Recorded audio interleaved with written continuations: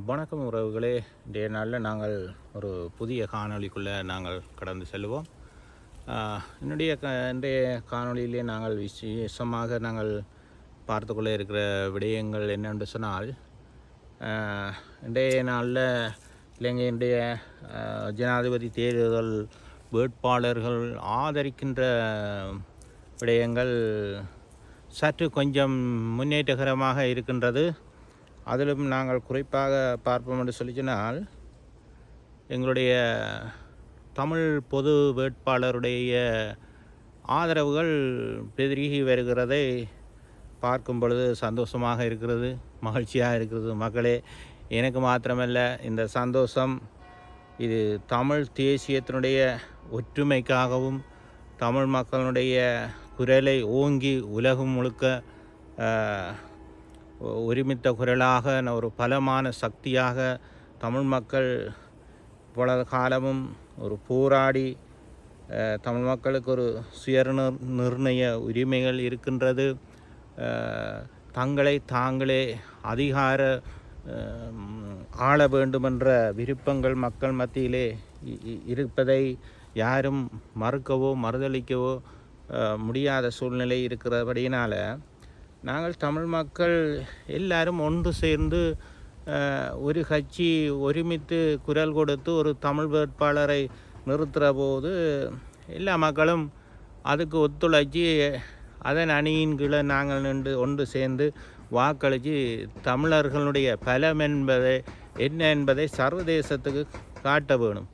இப்போ இன்றைக்கு இந்தியா சொல்லுது, இலங்கையினுடைய ஜனாதிபதிகளும் அதைத்தான் சொல்லுகிறார்கள், நீங்கள் எல்லோரும் ஒரு குரலாக வாங்க, ஒரு பலமான அணியாக வாங்கன்னு சொல்கிறாங்க.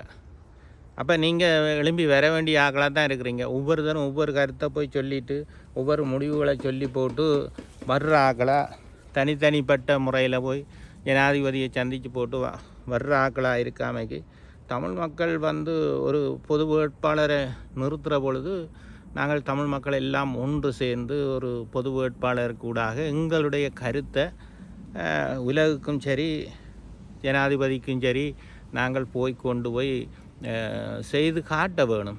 நாங்கள் ஒன்று சேர்ந்து வாரம், ஒருமித்த கருத்தாக நாங்கள் வாரம், எங்களுடைய பிரச்சனைகளுக்கு தீர்வுகளை தாங்கோ என்று சொல்லி முடிவுகளை கேட்குறதுக்கு இலங்கை ஜனாதிபதிகள் நீங்கள் எதை கேட்டாலும் மறுதளிக்க போகிற விடயம்தான். ஆனால் அவர்கள் நீங்கள் எந்த ஜனாதிபதியை ஆதரித்தாலும் காலங்காலமாக 8 ஜனாதிபதியில் பார்த்துட்டோம், 9 நாங்கள் என்னத்தை புதுசாக பார்க்குறதுக்கு ஒன்றும் இல்லைத்தானே. அப்போ இந்த ஜனாதிபதியும் இப்போ சொல்லி நம்ம எல்லாரும் நாங்கள் பொலிஸ் அதிகாரம் தாரம், காணி அதிகாரம் தாரம் என்றெல்லாம் சொல்லினோம். சொல்லுறவைகளெல்லாம் பெல்ட்டி அடிப்பினோம். இருந்து பாருங்கள், பொறுத்திருந்து பாருங்கள்.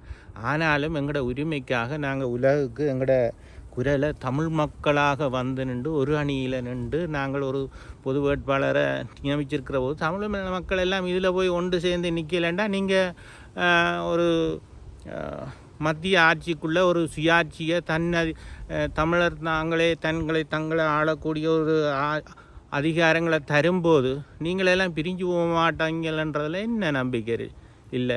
நீங்கள் சொல்லுங்க பாப்பம், யோசிச்சு பாருங்கள். எங்களுடைய மக்களுடைய காலங்காலமாக மக்கள் ஏமாற்றப்பட்டு கொண்டு தான் இருக்கிறாங்க. அதனால் நாங்கள் இன்னும் ஏமாந்த காலம் போயிட்டு இன்னும் எங்களோட மக்கள்கிட்ட காலம் போய்கொண்டே இருக்குது. எவ்வளோத்தையும் நாங்கள் இழந்துட்டோம், இன்னும் எவ்வளோத்தையும் நாங்கள் இழக்க இருக்கிறோம். இந்த காலகட்ட சூழ்நிலையில் நாங்கள் தமிழர்கள் என்றதை ஒரு வேட்பாளரை நிறுத்துகிற பொழுது வடக்கு கிழக்கில் உள்ள தமிழ் மக்கள் எல்லாம் ஒரு அணியாக திகழ்ந்து தமிழ் வேட்பாளரை ஆதரிக்க வேண்டும். தமிழ் வேட்பாளருக்கான ஆதரவுகள் மாறிக்கொண்டு இருக்கிறத நாங்கள் பார்க்கும் பொழுது எங்களுக்கு சந்தோஷமாக இருக்குது. இன்றைய நாளில் கூட நாங்கள் பார்க்குறோம், மருத்துவர் அர்ச்சனா கூட தமிழ் மக்களை ஆதரிக்கிறார் என்று சொல்லி தன்னுடைய முடிவில் ஒரு மாற்றத்தை கொண்டு வந்திருக்கிறார். மகிழ்ச்சியாக இருக்குது. ஆனால் டாக்டர் இந்த தேர்தல் முடிவு வர இந்த தமிழ் வேட்பாளரை அவர் ஆதரிக்க வேணும். ஆனால் இந்த ஜனாதிபதி தேர்தலுக்கு பிறகு அவர் எடுக்கிற முடிவை அவர் எடுத்துக்கொள்ளலாம். அது அவருடைய சொந்த விருப்பம், அவருடைய சொந்த முயற்சி. அவர் பாதிக்கப்பட்ட மனுஷன் நிறைய பாதிக்கப்பட்டிருக்கிறார். யாழ் மாவட்டத்திலேயும் சரி, வடக்கு கிழக்குலேயும் சரி அநேக பிரச்சனைகள் இருக்கு. அவர் கொண்டு வந்த விஷயங்களெல்லாம் பிழையண்டு யாரும் சொல்ல முடியாது. எல்லாம் மௌனிக்கு போயிருக்கிறீங்க. ஆனால் ஒருத்தன் வந்துட்டார், ஒருத்தர் குரல் கொடுக்க வழிகிட்டார், ஒரு ஆளை தூக்கி மக்கள் எல்லாம் தோளில் தூக்கி வைக்கணுமென்றன்னா எங்களுடைய ஆக்களுக்கு கொஞ்சம் கடுப்பாக தான் என்ன இருக்குது. அவரை கொண்டு எங்கே சிக்க வைக்கலாம், அவரை கொண்டு எங்கே மழுங்கடிக்கலாம், அவரை கொண்டு எப்படி ஜெயிலுக்கு வைக்கலாம் என்றதில் இருக்குது. ஐயா, நீங்களும் அவரை போல் கொதித்தெழுந்து பிரச்சனையில் வெளிக்கொண்டு மக்களுடைய பிரச்சனையில் அக்கறை செலுத்திங்கன்னா உங்களையும் மக்கள் தூக்கி தோளில் வைப்பினோம், தோளில் வச்சு கொண்டாடிவினோம். என்ன இப்போ இன்னொரு ஆளை தோளில் தூக்கி வச்சு கொண்டாடி சனம் ஆரவாரமாக நிற்கிறது உங்களுக்கு பிடிக்கலையேண்டா நீங்கள் என்ன செய்யணும்? ஒன்று செய்யுங்க, அல்ல செய்கிறவரை விடுங்க. அதே போல் தான் இன்றைக்கு இந்த பொது வேட்பாளர்ன்ற விஷயத்தில் இந்த சந்தர்ப்பத்தில் நீங்கள் ஒவ்வொரு தமிழனும், தன்மானம் உள்ள தமிழன் ஒவ்வொருத்தரும் இந்த பொது வேட்பாளரை நீங்கள் ஆதரிக்க வேணும். உண்மையிலே நீங்கள் ஆதரிக்கலைன்னு சொன்னால் நீங்கள் தமிழன் என்று சொல்லி, தமிழ் தேசியம் என்று சொல்லி, தமிழ் மக்களுடைய உரிமை என்று சொல்லி எல்லாம் நீங்கள் நிற்கிறன்னு சொல்லிச்சுன்னா உங்களை நாங்கள் எந்த பட்டியலில் சேர்க்குறது? விமர்சனம் எழுதுவீங்க, கருத்து சொல்லுவீங்க, இவர் இவ்வளோ நாள் எங்கே போனார் வந்தாரண்டு. ஆனால் நாங்கள் என்ன செய்தோம்ன்றது உங்களுக்கு தெரியாது. காலம் உங்களுக்கு பதில் சொல்லும். எங்களை விமர்சிக்கிற ஆக்களும் இருக்கிறீங்க.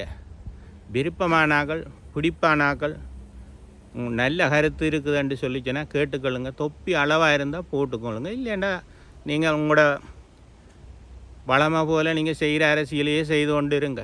மக்களையே மாற்றி பார்லிமெண்ட்டில் போய் நல்லா உங்களுக்கு நல்ல சாப்பாடு தருவினோம், நல்ல மாத சம்பளம் தருவினோம், நல்ல சொகுசு வாகனம் தருவினோம். ஆனால் மக்கள் இந்த விஷயங்களில் அக்கறை எடுக்கிற கிடையாது. இப்படியே மக்களை ஆனால் இந்த ஜனாதிபதி தேர்தலுக்கு பிற்பாடு எதிர்கொள்ள போகின்ற பாராளுமன்ற தேர்தலில் கண்டிப்பாக அநேகர் வீட்டில் இருப்பீங்க. நிச்சயமாக மக்கள் இப்போ தெளிவாக இருக்கணும், நல்ல தெளிவாக அடைஞ்சிட்டோம் மக்கள்.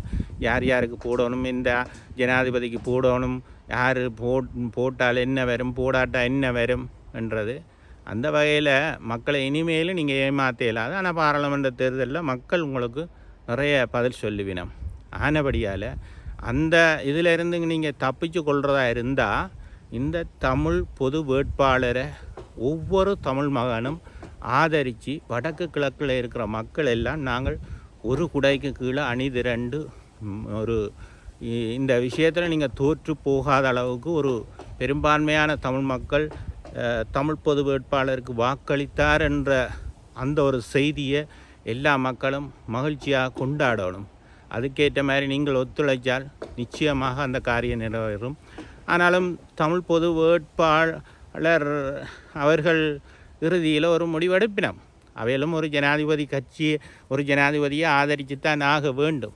ஒரு ஜனாதிபதியை ஆதரித்து அதனூடாக ஒரு நல்ல ஜனாதிபதியினூடாக ஏதோ ஒரு தொடர்ந்தும் மக்கள் அதே ஜனாதிபதிகிட்ட ஏமாந்த காலம் இருக்குது தானே. அப்போ ஒரு புதிய மாற்றத்தையும் மக்கள் விரும்புகிறார்கள். அது அவர்களுடைய சுதந்திரம். பல்வேறுபட்டவர்கள் ரணில் விக்ரமசிங்கவுக்கு ஆதரவாகவும் இன்னும் சிலர் சஜித்துக்கு ஆதரவாகவும் நிற்கணும். அது அவர்களுடைய முடிவு, அவர்களுடைய சுயாதீனமான விருப்பங்கள். அதில் நாங்கள் தடையிட முடியாது. ஆனால் நாங்கள் தமிழர்கள் என்ற உரிமைக்காக பாடுபடுகிறவர்கள், தமிழ் தேசியம் என்று சொல்லிக்கொள்ளுகிறவர்கள் இந்த நேரத்தில் தமிழ் பொது வேட்பாளரை ஆதரிக்கணுமன்றதில் எந்தவித மாற்று கருத்துக்கும் இல்லை. இதுக்கு மிஞ்சி நீங்கள் மாற்று கருத்துக்களை எடுத்து முடிவெடுத்து போவீங்களா இருந்தால் இந்த ஜனாதிபதி தேர்தலுக்கு பிற்பாடு ஒவ்வொரு புதிய நடக்க போகிற நாடாளுமன்ற தேர்தலில் மக்கள் உங்களுக்கு தகுந்த பாடம் படிப்பிப்பார்கள். எனவே உங்களோட முடிவுகளை மாற்றி இந்த தமிழ் பொது வேட்பாளருக்கு ஆதரவை அளித்து நாங்கள் தமிழ் மக்கள் உரத்து குரல் கொடுக்கக்கூடிய ஒரு பலமான ஒரு தமிழ் மக்களுடைய அணியாக இலங்கை அரசுக்கும் சர்வதேசத்துக்கும் காண்பிக்கும்படியாக இந்த தேர்தலில் நீங்கள் ஒவ்வொருத்தரும் ஒத்துழைப்பீங்களன்று நம்புகிறோம். சந்தோஷமாக இருக்குது, மகிழ்ச்சியாக இருக்குது. ஓகே, நன்றி, வணக்கம். மீண்டும் ஒரு காணொளியில் சந்திப்போம். வணக்கம்.